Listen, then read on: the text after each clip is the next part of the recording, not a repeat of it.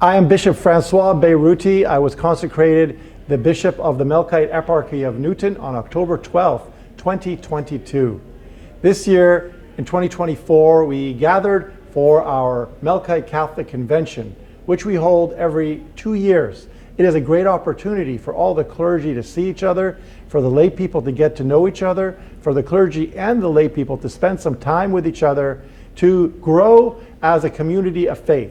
Also, faith is based on humanity. So we spend time simply talking, having lunches and dinners, and then also focusing on our spiritual growth and spiritual focus in the upcoming years. We had special talks this year that were based on follow-up for a survey that we asked all the lay people to work on throughout the entire diocese. The focus of all these surveys and all this communication is to focus on the synodal way. The word synodus, synodal way, refers to the journey of us walking together.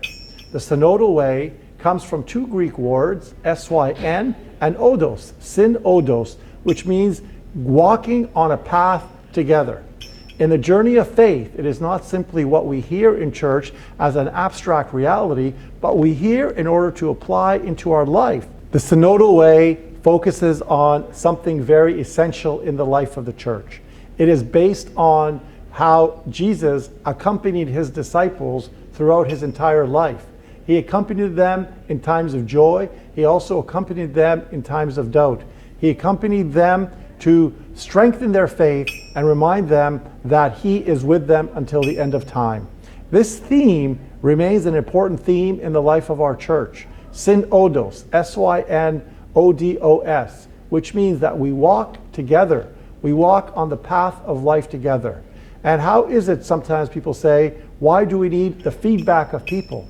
The feedback of every single member of our community is essential. Because as we read in 1 Corinthians 12, God has given a special gift to every single one of us. That charism that God has given you is meant for you to grow and to excel in life, and perhaps even more importantly, for you to learn how to share your gift for the growth of the entire community. Because when you share your gift and others share their gifts, that is when a community truly grows and flourishes. So, our overall theme of this convention and the life of our diocese is becoming disciples through prayer and study and making disciples through service and evangelization.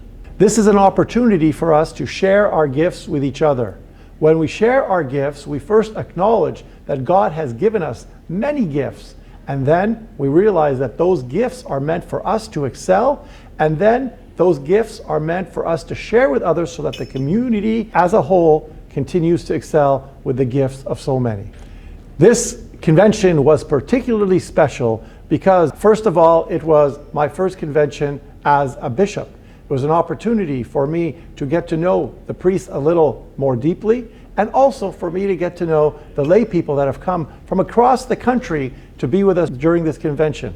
We have 5 regions in the country, with the West Coast, the Great Lakes, the Mid-Atlantic, the New England, and the Southern region. And we were very blessed to have clergy and lay people come from all the regions of the country to be together. Number 1, to get to know each other. Number 2, to pray with each other. Number 3, to learn with each other. And number 4, to plan for our future together. You and us, all of us together, clergy and lay people, are walking together, and we are waiting for our marching orders from Christ as we gather to celebrate the divine liturgy, to listen to the word of God, and go out as a community of faith to make disciples of all nations.